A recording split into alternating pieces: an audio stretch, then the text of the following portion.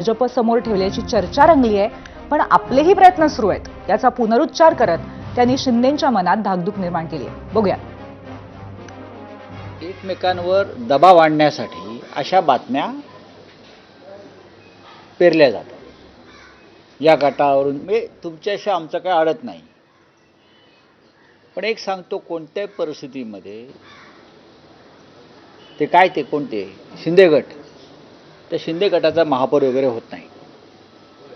काल आपण मोदींचं भाषण ऐकलं असेल, पहली बार मुंबई में बीजेपी का मेयर बनने जा रहा है. म्हणजे दिल्लीत ठरलेलं आहे की मुंबईत कोणाला बसवायचं. भाजपचा महापौर ज्या क्षणी होईल त्या दिवशी मुंबई शोकसागरात बुडेल. कळलं? मुंबई शोकसागरात बुडेल ज्या दिवशी भाजपचा किंवा गद्दारांचा महापौर होईल तेव्हा.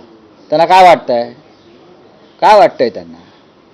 मोरारजी देसाईने जेव्हा 106 लोक मारले तो काळा दिवस आणि भाजपचा महापौर होईल तो दिवस एकच.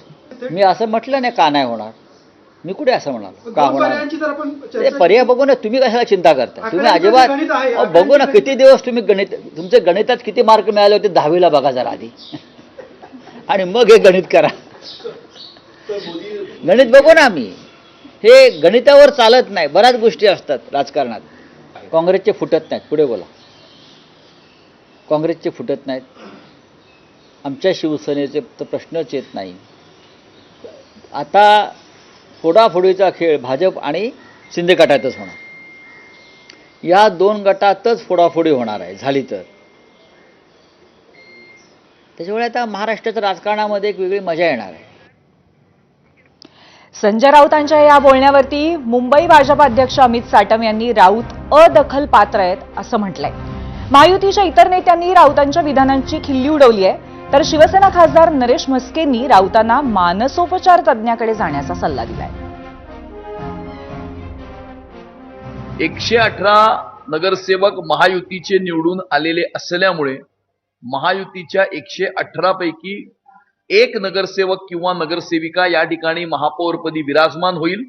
ते कोण असेल हे महाराष्ट्राचे सन्माननीय मुख्यमंत्री देवेंद्र फडणवीस साहेब आणि उपमुख्यमंत्री एकनाथ शिंदे साहेब आणि रामदास आठवले साहेब एकमेकांशी चर्चा करून हा निर्णय करतील आणि या 118 पैकी एक व्यक्ती हा महापौरपदी विराजमान होईल.